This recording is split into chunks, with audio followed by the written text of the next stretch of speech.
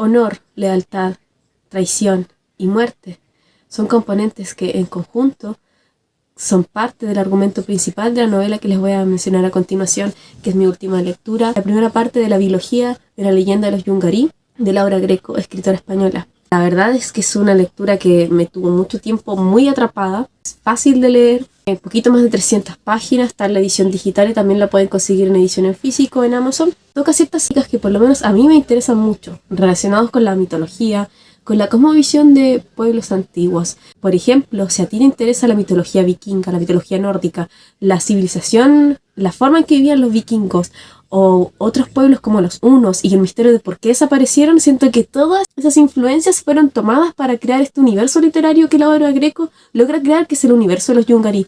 De hecho, yo diría que la primera parte de esta biología, quién sabe si va a ser trilogía más adelante, va encauzada en posicionar al lector dentro de este universo, obviamente sin dejar de lado las acciones. Es una novela rápida que empieza inmediatamente con acciones, empieza con un siniestro caso de guerra donde muere la madre de 2 hijos.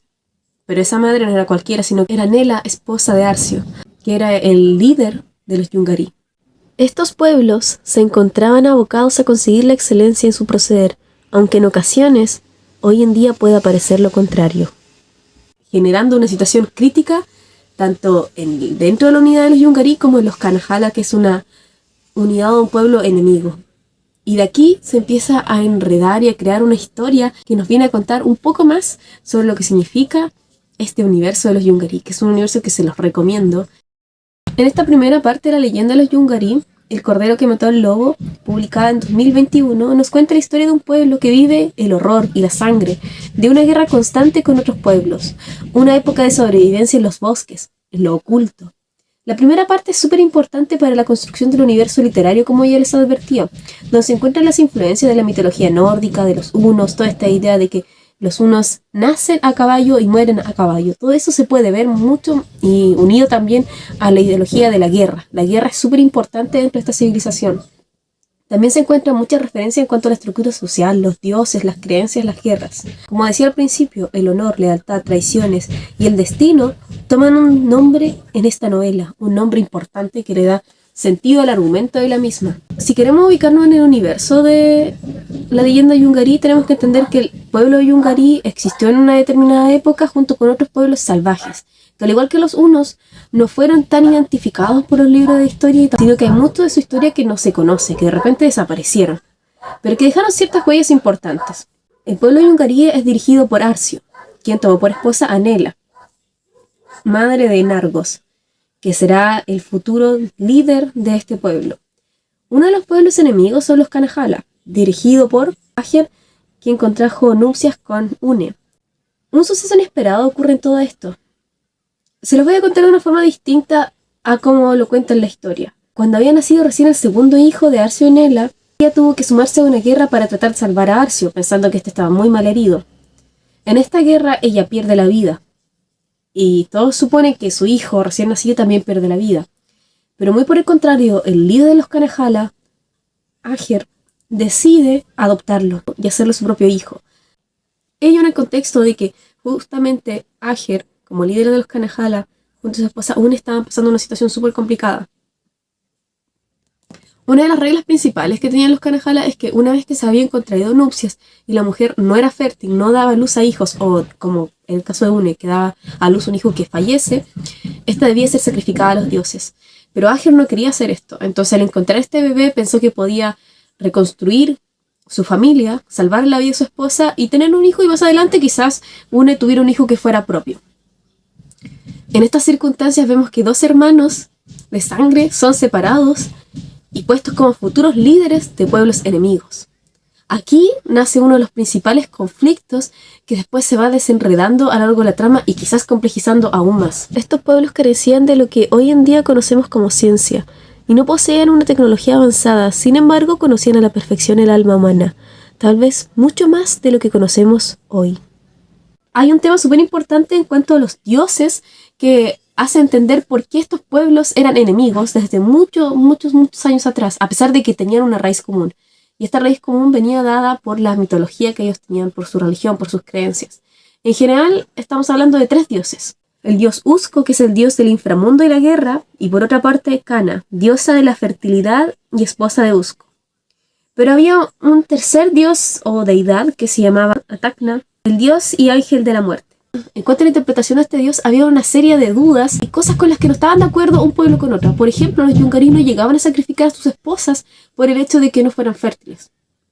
Y por otra parte, las mujeres dentro de la sociedad yungarí tenían una posición que los igualaba respecto a los hombres. Las mujeres yungarí eran guerreras, peleaban, no estaban destinadas a un rol de sometimiento como sí pasaba en el pueblo de los Kanajala, donde la mujer estaba relegada y era prácticamente una esclava. Empieza a generar roces, al principio como creencias, y más adelante son roces que se transforman en una guerra sangrienta que dura muchos años. Y en medio de toda esta guerra es que ocurre esta situación. Muere Nela, que es una guerrera legendaria del pueblo de los yungarí. Se entiende por parte de los yungarí que su hijo es fallecido. Pasará mucho tiempo para que vuelva a aparecer este hijo, pero ya no aparece como el hijo que ha vuelto a casa, sino que vuelve como el líder de los enemigos, el líder de los Kanajala. E incluso llega a matar a su propio padre, Arcio, sin saberlo, porque él creía ser hijo de Ager, el líder de los Kanajala. Lo que nos recuerda un clásico de la literatura que es Edipo Rey, para que ustedes vayan viendo que esta es una literatura que está muy nutrida de muchas referencias literarias. Yo solamente estoy nombrándoles una que salta a la vista en esta parte que les estoy contando la historia, pero hay mucho más dentro de la leyenda de los yungarí. Para conseguir el objetivo de poder enfrentar los desafíos constantes que tanto el entorno como sus mismos contemporáneos les ofrecían, era menester resaltar determinadas características del individuo. Un individuo sin valor no resultaba útil ni a sí mismo. No se podía esperar que sobreviviera más que unos pocos años. La lealtad también resultaba fundamental en el grupo, ya que de otra manera no hubieran podido actuar como tal, como uno. Así explicado, tenemos por una parte a los dos hijos de Arcio y Nela. Por un lado tenemos a Nargos, que es el hijo siempre querido, siempre apreciado, valiente, dotado con las habilidades de líder, que asume el cargo luego de que su padre muere, líder de los yungarí. Y por otra parte tenemos a Wonte, que es el hijo adoptivo, a pesar de que él considera ser hijo de sangre, de Ager y Une, líder de los Kanajala que también ha asumido. Además de estos conflictos, aquí les digo, si ustedes quieren realmente leer esta historia, quizás deberían detener el video aquí y seguir más adelante con la lectura del libro. Les quiero advertir que estoy haciendo un resumen muy rápida de este universo literario que es mucho más complejo, que no se pierde en pausas literarias ni en descripciones excesivas, sino que va al grano de la historia.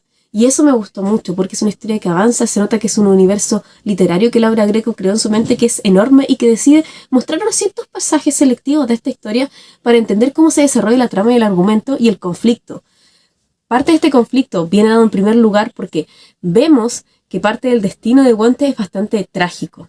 Cuando finalmente se conocen con Nargos, ninguno de los dos está consciente de la conexión de sangre que tienen. Y esta no es descubierta sino mucho después, cuando una vidente Helma, que era del pueblo de los yungarí, le revela esta verdad a Nargos, pero le advierte: esta verdad te la digo para que tengas paciencia, para que sepas darle el cariño que nunca ha tenido Wonte, pero tú no le puedes revelar esto, porque si se lo revelas, él va a entender que tú no solamente eres mejor guerrero que él, no solamente eres un líder apreciado, que tuviste una familia que lo quería, que tenía una mujer que lo ama y un pueblo que lo adora, a diferencia de Wonte, que tiene un pueblo que lo teme por miedo, sino que más encima va a considerar que tú fuiste el hermano que lo tuvo todo y él que no tuvo nada.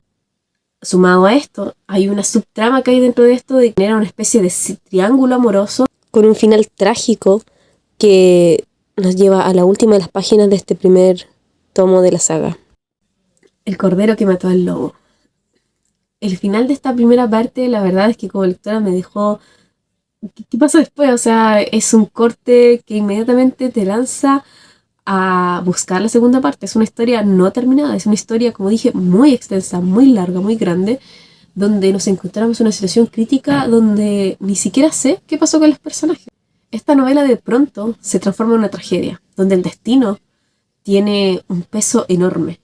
Y la segunda parte de la biología, lo que quiero precisamente ver es qué tanto peso tiene el destino y si los personajes pueden ir contra este. Porque pareciera ser que hay un destino y una ruta marcada contra la que nada pueden hacer. Simplemente se dejan llevar por la tragedia de la vida de Wonte y de Nargos, en la que está inmerso obviamente toda la civilización del pueblo yungarí, con el pueblo de los Kanahala y otras civilizaciones que están inmersas dentro de este universo. Aquí hay una gran construcción y es una muy buena historia. Así que lo último que les voy a decir es que sí, se los recomiendo.